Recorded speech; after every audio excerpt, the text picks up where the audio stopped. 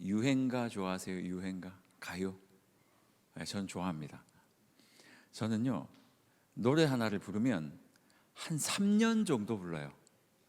저 대학교 때, 저는 경영대학을 나왔으니까 그때는 뭐 목회자들 생각도 없었고 그냥 교회 오빠였어요. 열심히 찬양하고 뭐 교회 사랑하는 오빠였는데, 학교에서 이제 유행가를 하나를 불렀어요. 그때 당시에 제가 지금 기억나기로는 박효신 노래 중에 좋은 사람인가? 그런 노래가 있었어요. 오오오, 소몰이 장법으로 부르거든요. 오오오 막 이렇게 불러요. 대학 때 내 찬양은 안 부르고 유행가를 부르면서 다닌 거예요. 그러더니 대학교 한 3학년쯤 되니까 옆에 있던 친구가, 진규야, 왜 그거 좀 그만 부르면 안 되냐고 혼자 내 노래를 부르고 다닌 거예요. 근데 참 가요와 이 찬양에 좀 특징이 있습니다. 대중가요는요, 보통은 회상의 노래예요. 회상의 노래. 네가 그때 날 사랑한다고 했었잖아. 근데 왜 날 떠난 거야? 막 이래요. 지금은 도대체 어디 있는 거야? 나 혼자 외롭잖아. 우 이게 가요예요. 그래서 항상 회상을 하면서 나를 떠나간 그녀, 그리고 나를 떠나간 그놈을 그리워하고 막 그러면서 뒤를 쳐다보고 하면서 부르는 게 보통 가요고, 찬양은 뭔지 아세요? 찬양의 특징이 하나 있어요. 찬양은 뭐냐면 뒤돌아보면서 부르다가 미래를 바라보는 거예요. 그때 하나님께서 나에게 우하다가 그렇게 나를 인도하셨던, 나와 함께 하셨던 그 하나님이 앞으로도 나와 함께 하시리라는 것을 소망하며 부르는 노래, 이게 저는 찬양의 특징이라 생각합니다. 그래서 찬양은요, 뭐 예전에 하나님께서 나를 구원하셨고 나를 사랑하셨고 내게 다가오셨고 이 고백으로 끝나지 않고요, 그렇게 다가오셨던 하나님께서 앞으로도 나의 삶을 인도하시고 날 여전히 사랑하시고 나와 함께 하실 것을 믿네, 그렇게 넘어가는 것이 찬양이고요. 가요와의 조금 차이인 것 같아요. 가요에서 이런 거 들어보셨어요? 나를 떠나버린 너, 당신을 다시 만날 줄 믿습니다, 이런 말 없어요. 떠나버린 너, 그래 잘 살 줄 잘 못 살아라, 뭐 이게 가요예요. 오늘 우리가 살펴보는 이 느헤미야 9장 12절에서 14절의 말씀이요, 이스라엘이 끊임없이 하나님을 찬양하고 노래하는 이야기로 시작이 된단 말이에요. 그렇게 자신의 인생이 얼마나 힘들었는지, 자신의 인생이 얼마나 아팠는지, 그렇게 고통 속에서 살았던 그들의 노래를, 그럼에도 불구하고 나에게 인재하셔서 나의 삶을 이끌어 주셨던 그 하나님을 찬양하는 노래 말이에요. 이 사람들은요, 지금 노래 부르는 이 사람들은 지금 포로에서 돌아온 지 얼마 안 된 사람이고요, 오히려 그 포로 때보다 더 못한 삶을 살고 있었던 사람이에요. 이들이 하나님을 노래하는데 뭐라고 노래하는 줄 아십니까? 오늘 12절 말씀입니다. 뭐라고 말하냐면, 낮에는 구름 기둥으로 인도하시고 밤에는 불 기둥으로 그들이 행할 길을 그들에게 비추셨사오매. 무슨 말입니까? 하나님 당신은 이런 분이시래요. 이들은 노래하며 하나님이 이런 분이시다. 하나님이 어떤 분이시냐면, 옛날 우리 조상들이 출애굽했을 때 그들을 구름 기둥과 불 기둥으로 인도하셨던 하나님이다, 그렇게 노래하고 있는 거예요. 뭘 기대하고 있습니까? 구름 기둥으로 불 기둥으로 인도하셨던, 옛날에 그렇게 인도하셨던 하나님이었다, 끝. 아니잖아요. 구름 기둥과 불 기둥으로 인도하셨던 그 하나님이신데, 그 하나님이 지금 우리의 삶에도 구름 기둥과 불 기둥으로 나를 보호하시고 인도하실 줄 믿는다까지 가는 게 찬양이고요. 이스라엘 백성들이 지금 이 노래를 부르고 있는 이유가 바로 그것이란 말이죠. 가나안을 향해서 이제 걸은 거예요. 출애굽해가지고 한 번도 가보지 않은 길이었어요. 우리가 언제 가나안을 걸었겠냐고요. 그 광야를 걸었겠냐고요. 처음으로 걷는 길이었어요. 뭘 해야 될지 막막할 그때 갑자기 그냥 하늘에서 구름이 욱 하고 펼쳐지더니 내가 가는데 모자챙처럼 따라오는 거예요. 하나님께서 그 뜨거운 햇볕에서 우리를 막아주기 위해 구름 기둥으로 우리를 막 막아주셔요. 밤이 되니까 추워 죽을 것 같아요. 애굽은 그 정도 추위는 아니었어요. 그리고 집이 있었어요. 하지만 광야에 나가 보니까 죽을 것 같아요. 낮에는 쪄 죽을 것 같더니 밤에는 얼어 죽을 것 같아요. 그때 갑자기 하나님께서 뒤에서 불기둥을 훅 하고 올리시더니 캠프파이어. 얼마나 따뜻한지. 하나님께서 추울 때는 불기둥으로, 더울 때는 구름기둥으로 그들을 보호하시는 그 보호하심이 우리의 조상의 삶에 있었다라는 말이죠. 그래서 이들이 뭐라고 말합니까?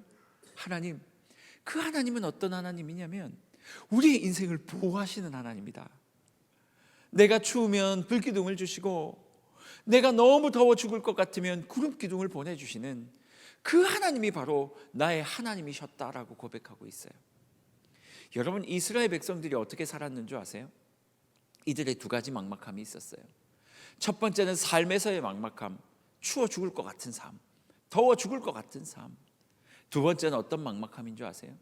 광야잖아요. 가나안으로 가래요. 어디로 가야 돼요 도대체? 동서남북 좌우를 다 둘러봐도 모래밖에 안 보이는데 어디로 가야 됩니까 주님? 그때 하나님께서 어떻게 하셨는 줄 아세요?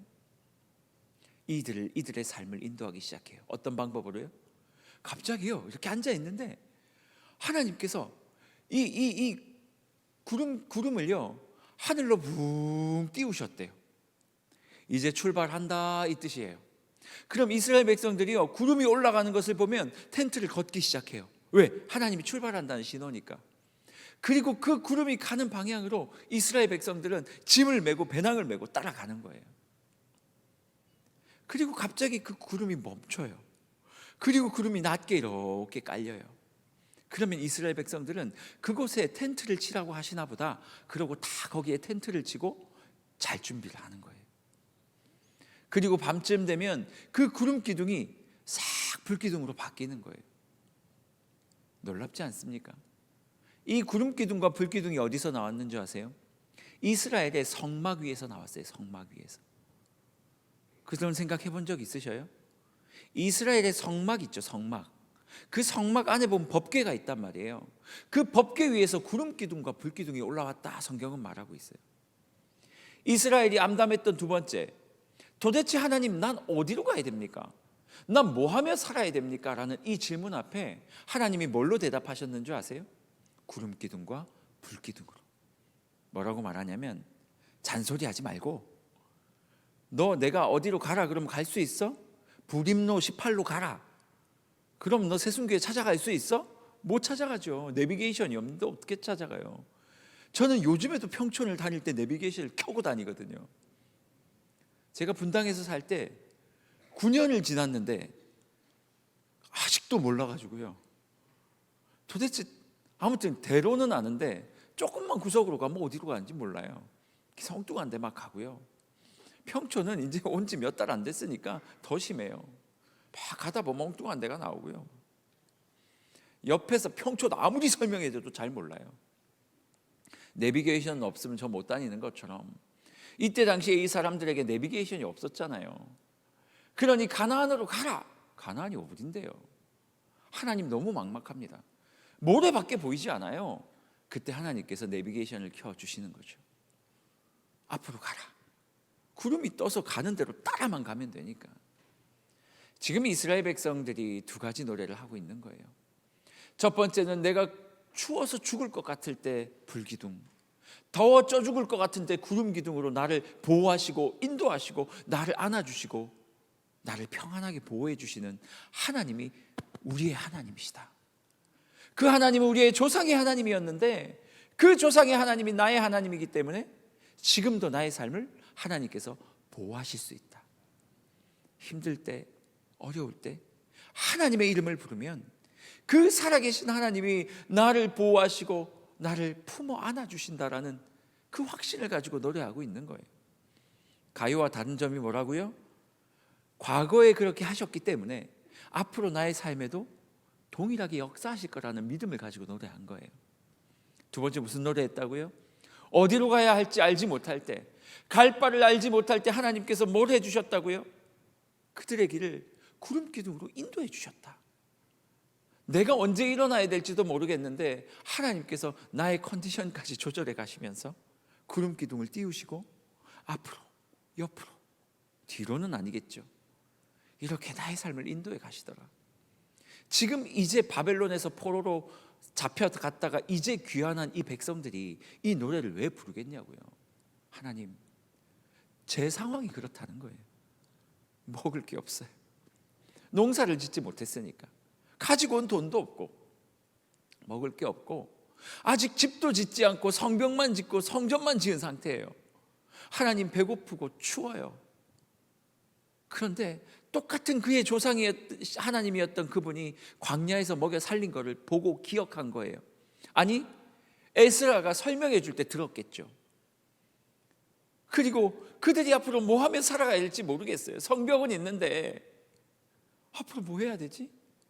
지금 씨 뿌려도 1년 뒤에야 열매가 나타날 텐데 나 어떻게 살아야 되지? 너무 막막한데? 근데 이들의 귀에 들리는 거예요. 에스라의 말에 의해서.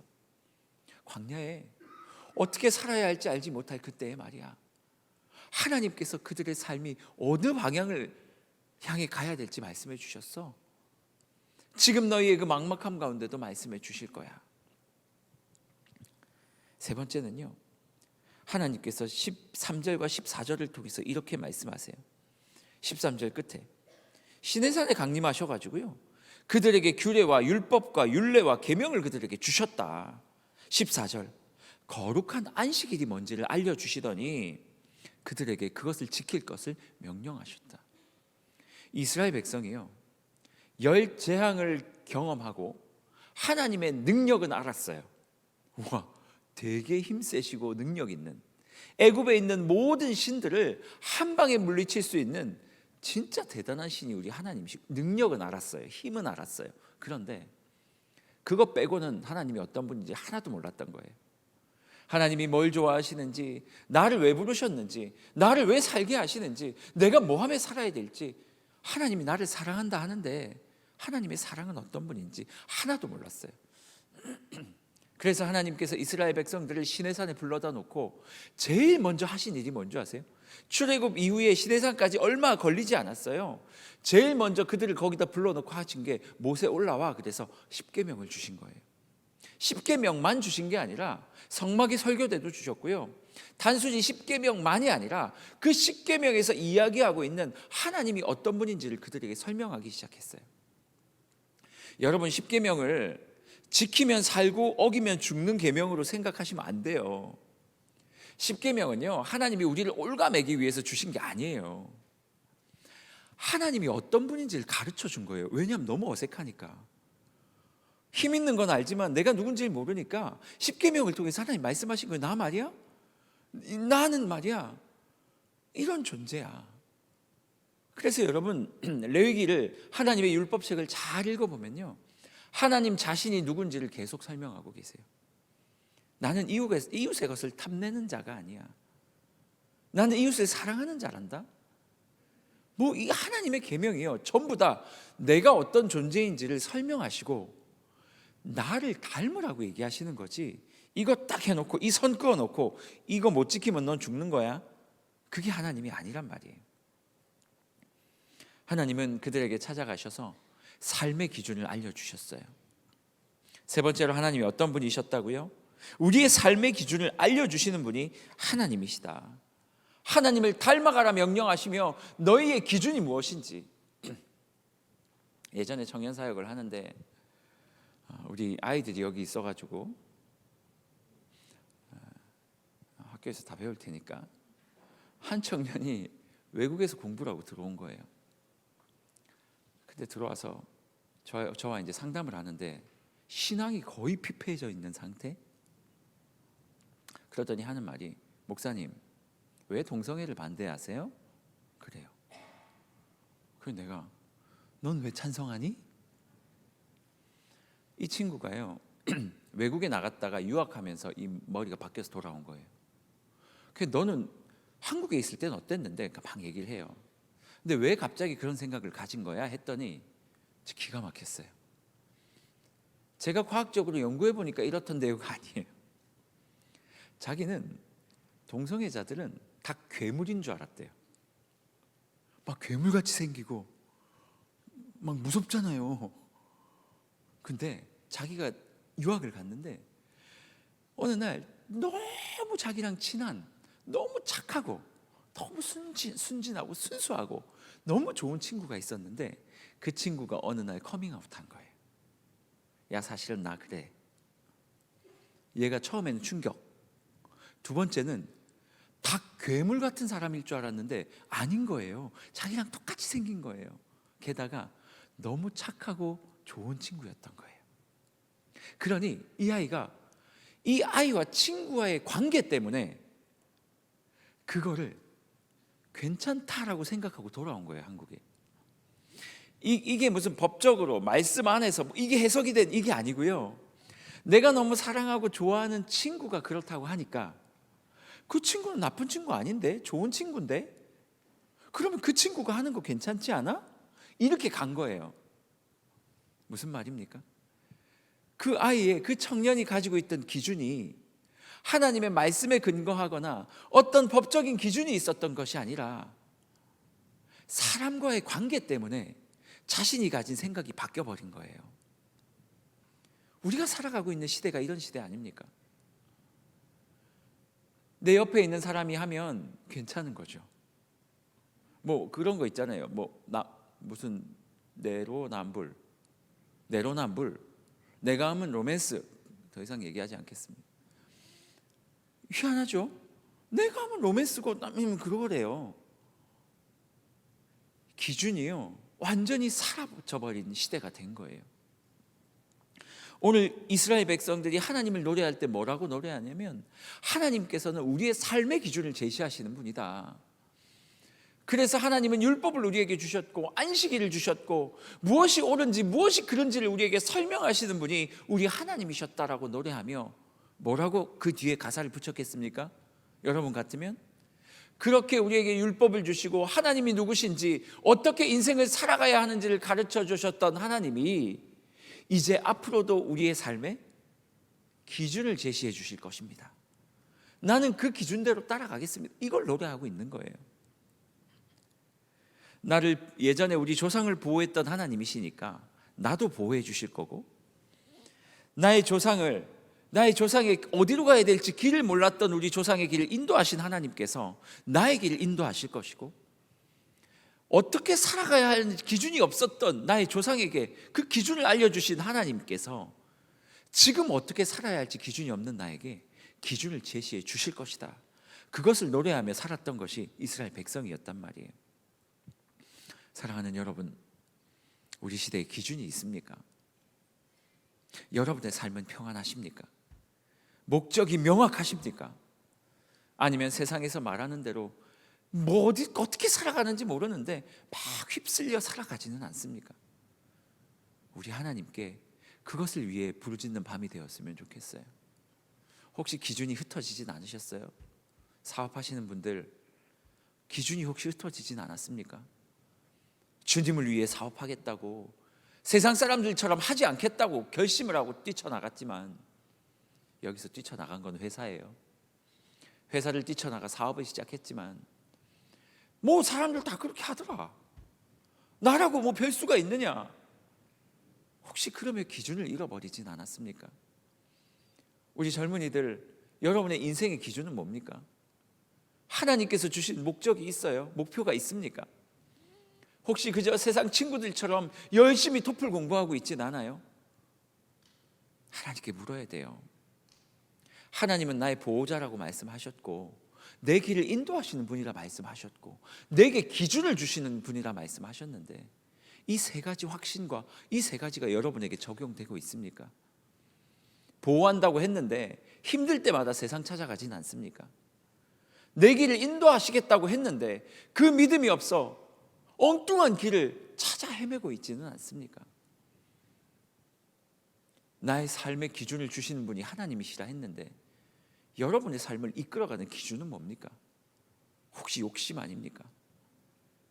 불법을 하면서도 스스로 위안하며 다 이렇게 살아. 혹시 그러고 있지는 않습니까? 우리의 삶이 혹시 평안이 없는 분들이 있다면 오늘 밤에 평안을 구하십시오.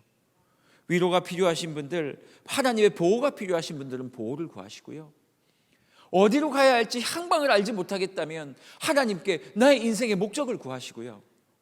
혹시 내 삶의 기준이 하나님이 아니라 세상이 되어버렸고 내 삶의 기준이 내 머리가 되어버렸다면 그분들은 하나님 앞에 삶의 기준을 구하는 이 밤이 되었으면 좋겠습니다. 우리 같이 한번 찬양할까요? 찬양하기 전에 제가 하나만 묻겠습니다. 우리의 길을 인도하시는 분은 누구십니까? 하나님. 여러분들을 보호하시는 분은 누구십니까? 하나님. 우리의 삶의 기준을 주시는 분은 누구십니까? 하나님. 그 하나님께서 우리에게 지금 뭐라 말씀하시냐면 내가 너와 동행하고 있으니 오늘 이 저녁을 통해 그 시간들을 좀 바로 잡으라고요. 우리의 시선을 바로 잡으라고요. 우리 같이 한번 찬양할 때요, 아무것도 두려워 말라 노래하면서 우리를 인도하시는 그 하나님의 보호하심이 여전히 나의 삶에 있음을 고백하며 우리 이렇게 한번 찬양하기를 원합니다. 아무것도 두려워 말라.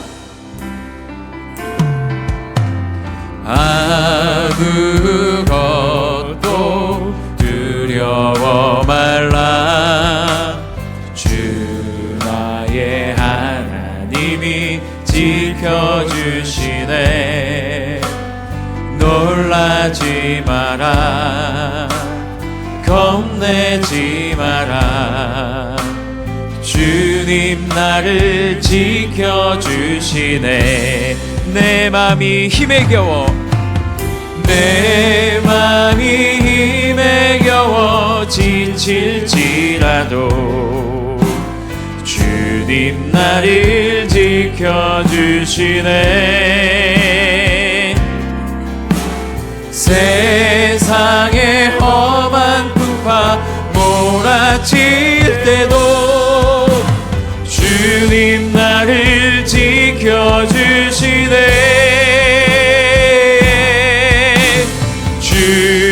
주님은 나의 산성, 주님은 나의 요새, 주님은 나의 소망, 나의 힘이 되신 여호와. 다시 한번 아무것도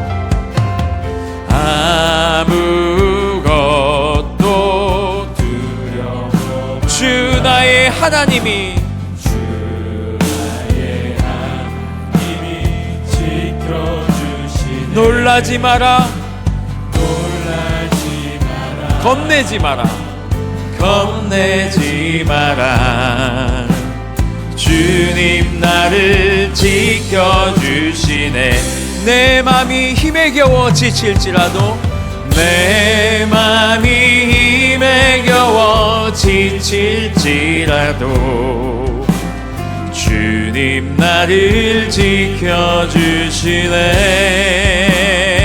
내 맘에 세상의 험한 풍파 몰아칠 때도 주님 나를 지켜주시네.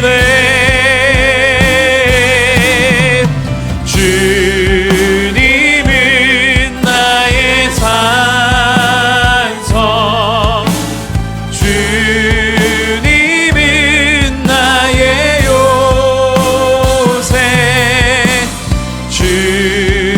주님은 나의 소망, 나의 힘이 되신 여호와. 우리 같이 한번 기도하기를 원합니다. 혹시 하나님의 보호하심이 필요한 분들 계십니까? 하나님께서 보호하겠다고 말씀하시지 않습니까? 오늘 이 찬양 뭐라고 말합니까? 주님 나를 지켜주시네. 내 맘이 힘에 겨워 지칠지라도, 세상의 험한 풍파가 몰아칠 때도 주님 나를 지켜주시네.